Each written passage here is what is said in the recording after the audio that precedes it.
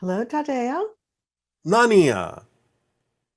So we have lots of great questions from our viewers. All right.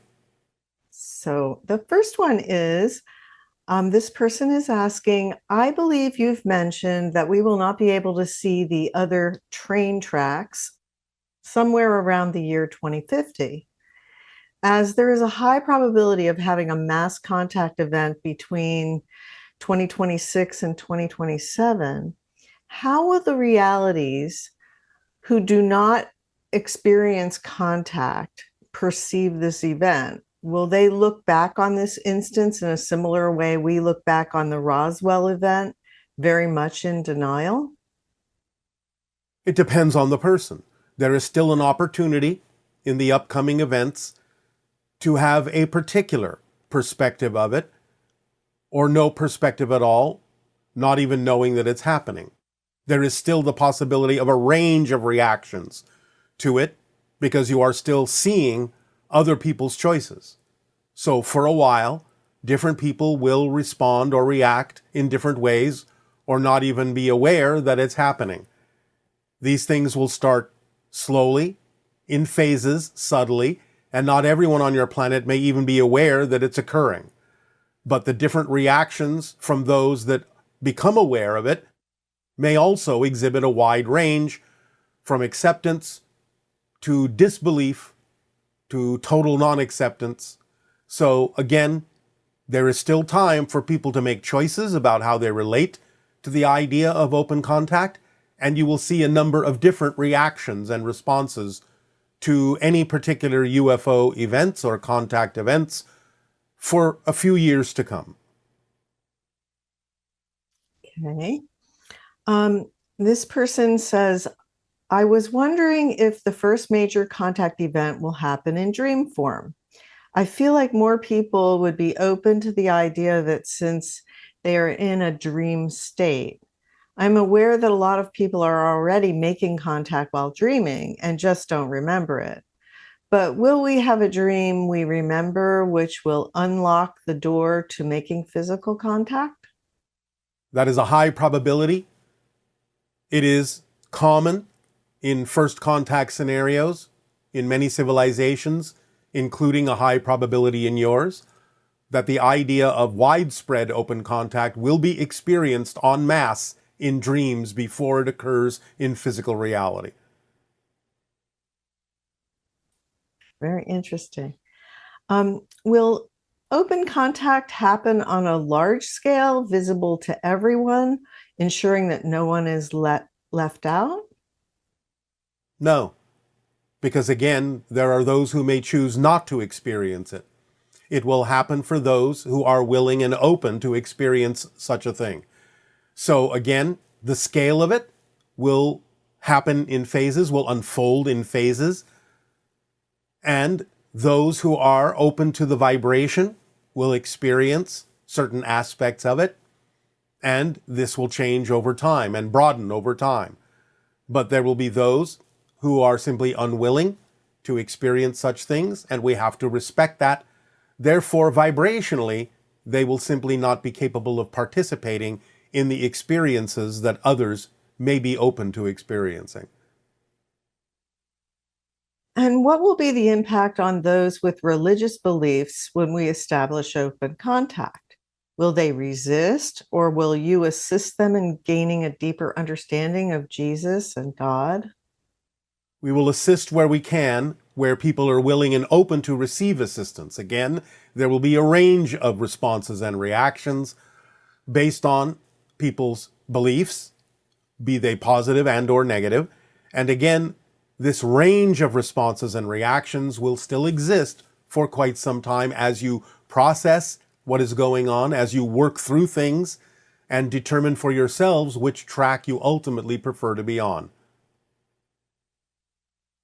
And how are you feeling regarding the current UAP issues with the US government? Will we make progress soon for disclosure and contact? You are making progress.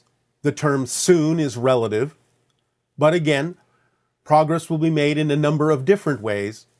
Not even necessarily so much by your government, although there will come a time when they understand that there really is no other choice but to reveal what they know, at least to a large degree.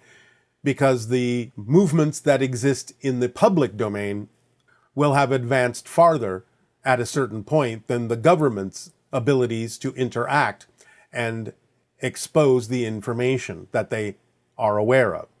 So it will happen as a multifaceted approach from different corners of different public interests and different public activities, and come together at a certain timing, again, through the window over the next decade or so. And since it's the year one of Countdown to Contact, can you tell us more about the ET races that we could encounter, like Sasani, Pleiadian, Yael? Again, it is most likely that those most similar to you, such as the Pleiadian civilizations, will be among the first that you will experience when open contact begins in earnest. Hybrid civilizations you will experience. Yael will likely be first because they will be the ones bringing the hybrid children to Earth eventually. My civilization, the Sasani, will not necessarily be first, but we will be in the mix further down the line, as well as other civilizations. You've mentioned that a lot of ET races use similar ship types. We could, of course, reach out telepathically, but are there also physical differences in the ships we would notice, for example, between the triangular ships Pleiadian, Yael, Sasani use? Well, again, yes, of course. You have witnessed many different types of ships that have many different kinds of functions. And different civilizations usually have types of ships that are relevant for them. A lot of civilizations will use the saucer-shaped ships. Many will use triangular-shaped ships. There is a kind of exchange that does exist between civilizations of some of the technologies. And so the use of different kinds of ships has become more mixed over time, with different civilizations acquiring the technologies of other civilizations. Many will use the cylindrical mothercraft or city ships because that is a convenient form, although some will also be spherical. But again, you can't always necessarily tell what civilization now because of the mixing of technologies. Though for the most part, Pleiadians will retain the idea of the classic saucer shape as you understand it, and our civilization and many hybrids will retain the general use of triangular ships because that is what is representative of our general technology. And regarding extraterrestrial writing that some people see on the ship's exterior, when seeing the ships up close, what is that writing for? The writing exists as a mark for the identification of ships in terms of their function. And it is, in a sense, read as a code vibrationally that is telepathically received by those who are sensitive to it to understand the function of the ship and its nature in terms of how it is telepathically connected to those piloting the ships. It is a kind of a signature vibration that contains a lot of information that others can download, so to speak, to understand the identity of the ship, the function of the ship, the function of the crew, the mission they are on. The writing can even change from time to time. This person is curious about the energy and frequency where we will have first contact. This person says, I feel like I'm personally ready for that contact with ETs. Can you speak a little more on how we can embody, accelerate, and integrate for first contact? Follow the formula as precisely as you can, as often as you can, to accelerate your vibration and make you more vibrationally compatible with the idea of contact. And what are some suggestions for practicing how to change or alter our frequency to match those of entities like yourself? Will it be necessary in order to communicate during first contact? Follow the formula.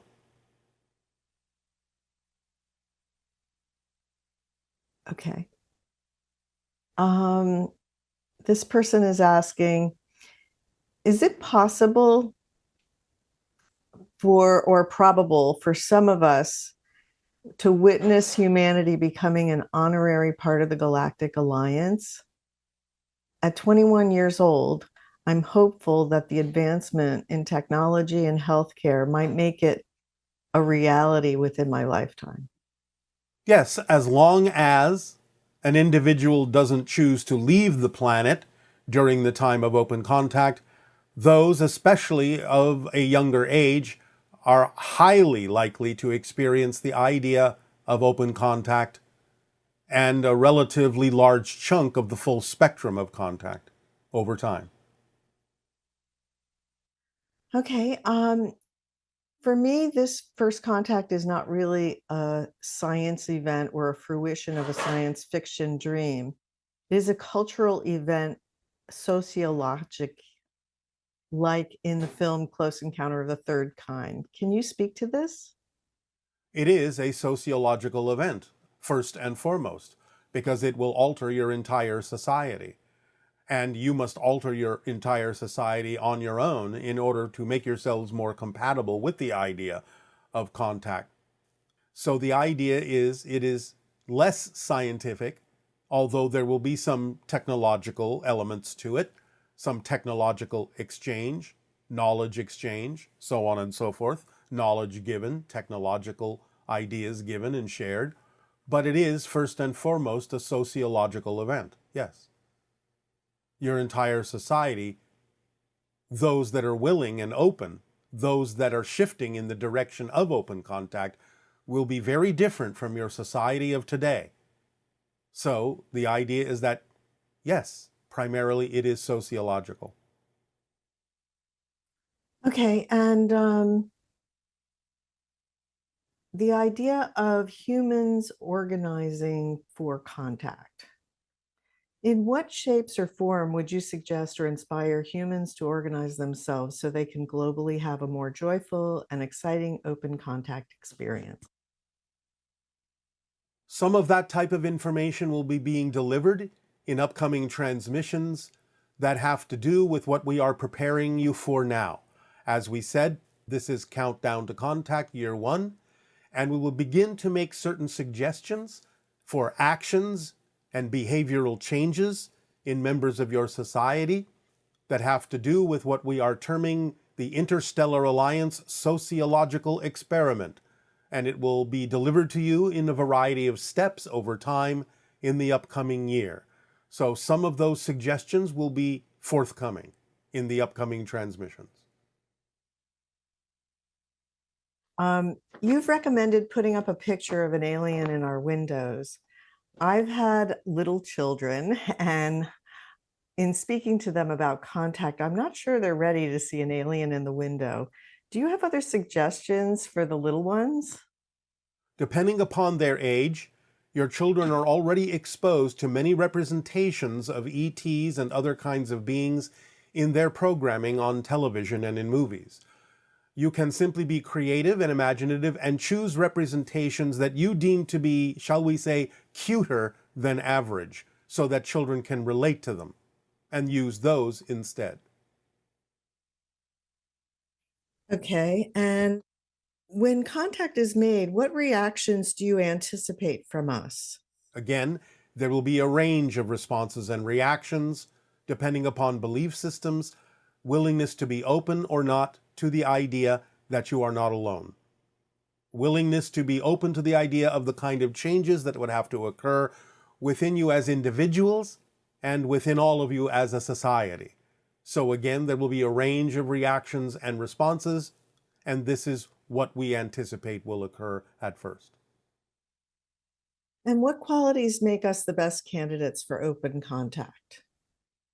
Love, peace, creativity, imagination, and a willingness to be your true selves, a willingness to raise your vibration, a willingness to expand your consciousness, a willingness to connect to all that is in a variety of ways.